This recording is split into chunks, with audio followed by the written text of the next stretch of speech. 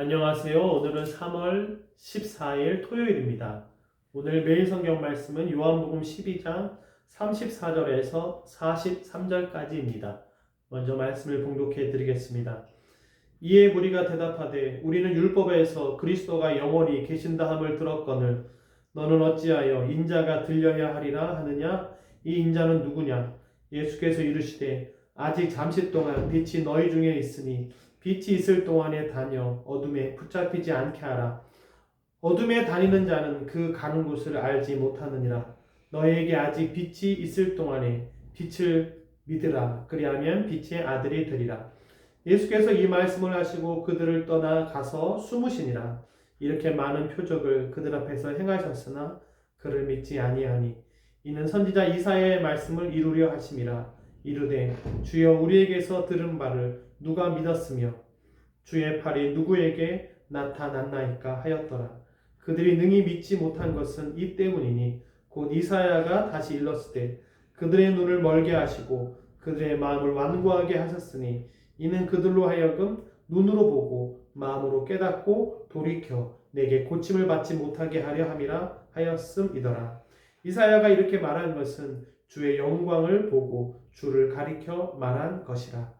그러나 관리 중에도 그를 믿는 자가 많되 바리새인들 때문에 드러나게 말하지 못하니 이는 출교를 당할까 두려워함이라.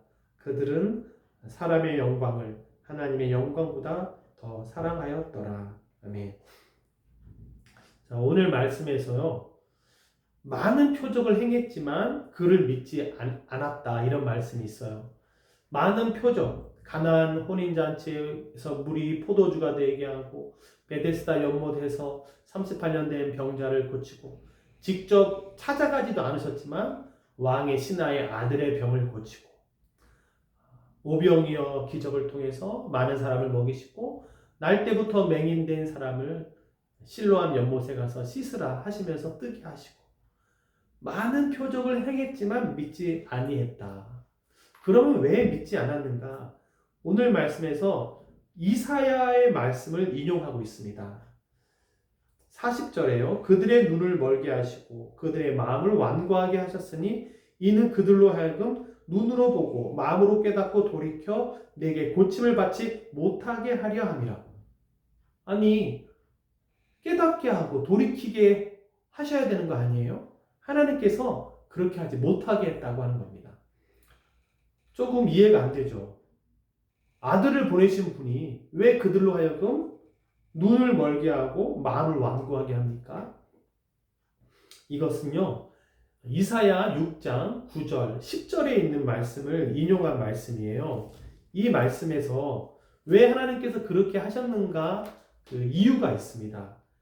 이사야 6장 11절에요. 내가 이르되 주여 어느 때까지니이까?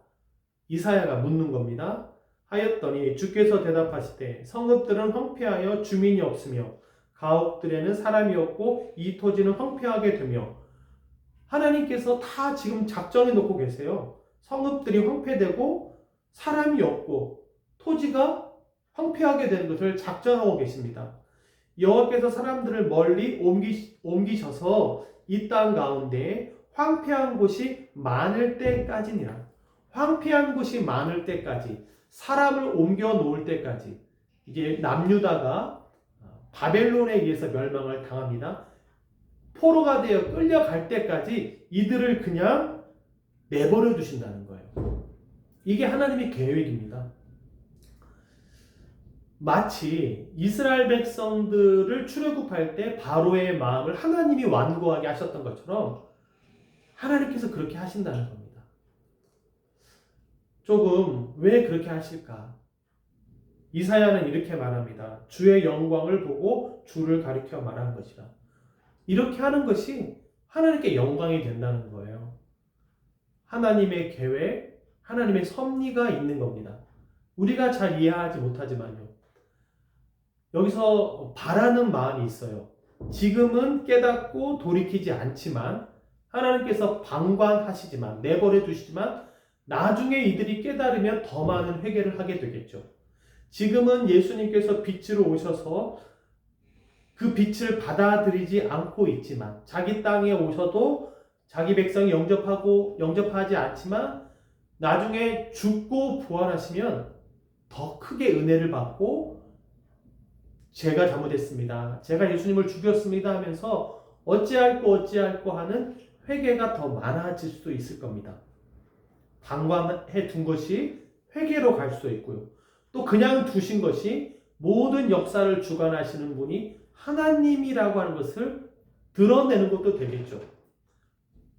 완고하게도 하시고 풀어주기도 하시고 포로가 되어 잡혀가게도 하시고 때가 참에 돌아오게도 하시고 다 하나님의 영광, 주님의 주권이 되는 것이죠. 그러면서 또 한 가지 감사한 것은요, 주님께서는 나를 그냥 내버려 두지 않으셨다고 하는 것입니다. 깨닫고 돌이키는 것을 허락해 주셨다는 거예요. 그러니까 내가 주님께 온 것 같아도, 내가 깨달은 것 같아도 하나님의 은혜였고 섭리였다라고 하는 것입니다. 내가 믿게 된 것은 하나님의 작정하심이고 경륜이고 예정하심이고 약속이라고 하는 것이죠. 얼마나 큰 은혜인지 모릅니다. 우리의 눈을 열어주시고 우리의 마음을 완고하게 해주시지 않은 것. 똑같은 표적을 보고도 주님을 믿는 사람이 있고 믿지 않는 사람이 있는데 나는 믿는 사람이 된 것, 따르는 사람이 된 것이 얼마나 감사한가라고 하는 것이죠. 다 하나님의 은혜이고 주님께 영광이 되는 줄로 믿습니다. 그리고 42절에 관리 중에서 예수님을 믿는 자가 많지만 드러나게 말하지 못하는 사람들이 있다고 되어 있어요. 믿지만 자기가 예수님 믿는 걸 드러내지 못한다. 이것은 왜 그런가? 43절에요. 그들은 사람의 영광을 하나님의 영광보다 더 사랑하였더라. 믿기는 하지만 사람의 영광을 더 사랑하는 모습이 드러내지 않는 것으로 증명된다. 나타나게 된다라고 하는 것이죠. 하나님을 사랑하는 사람은 출교를 당하나 어떻게 되나.